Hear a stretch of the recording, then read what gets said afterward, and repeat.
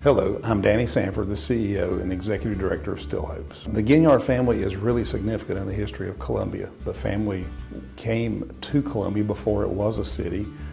They came into South Carolina as French Huguenot immigrants, and as surveyors came to Columbia to lay out the city of Columbia. And even today you can see their marks left on our city when you drive down UG Street or drive up Gervais Street, because those two words are French Huguenot words that Mr. Ginyard named those streets so many years ago.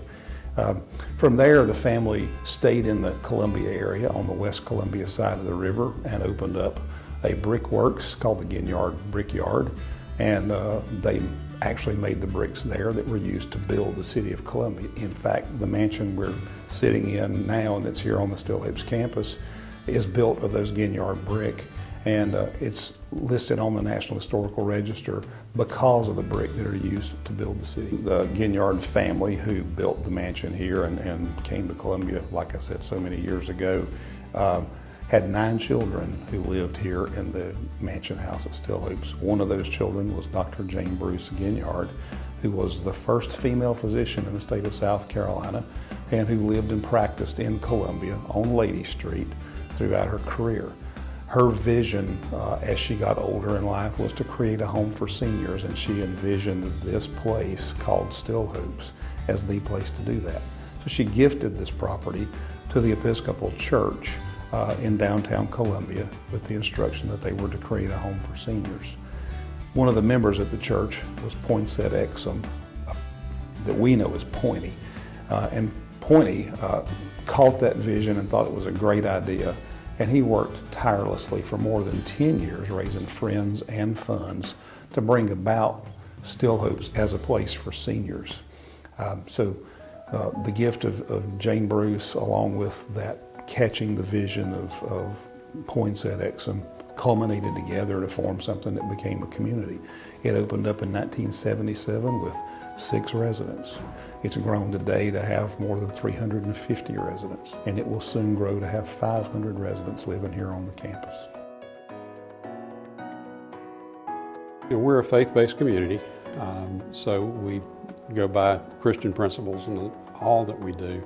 The mission statement is to provide a faith-based community where life will be rich and full as God intends it to be, holding to our values, serving one another with dedication, and promoting health and wellness for all. We provide a community that residents can certainly live a very rich and full life. They become part of our family anyway, so the fact that they're part of our family, that makes it even more enjoyable to work here.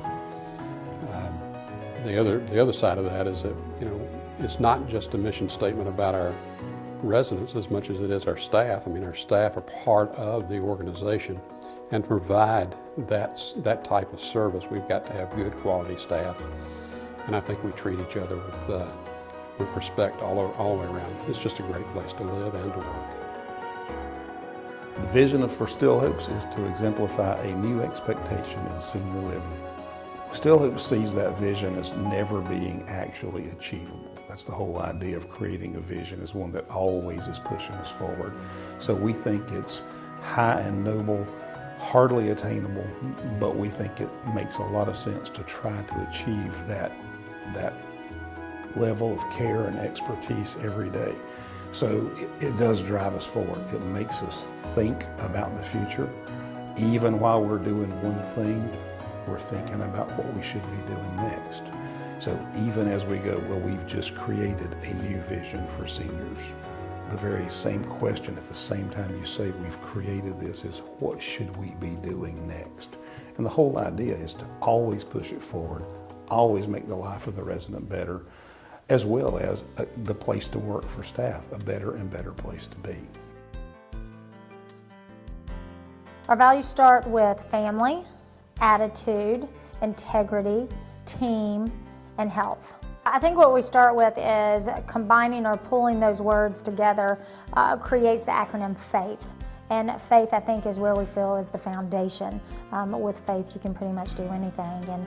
And for us, if you go down starting with family is that we're here for each other. So we kind of say that, a family sticks together and they stick together through the good and the bad and the ugly. And I think that's what we do. I think with attitude, it is you get to choose your attitude, but with the right attitude, you can really accomplish a lot. When it comes to integrity, we feel that it's anchored in trust, accountability, and respect for one another. When we think of team, I love the saying that it takes a village, because it really does. It takes a village to do what we do every day.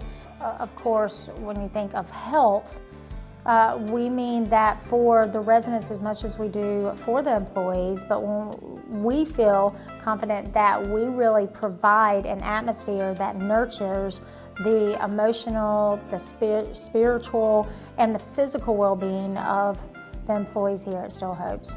And really want to say that if you take care of yourself first, then you're really able to do a great job of taking care of others.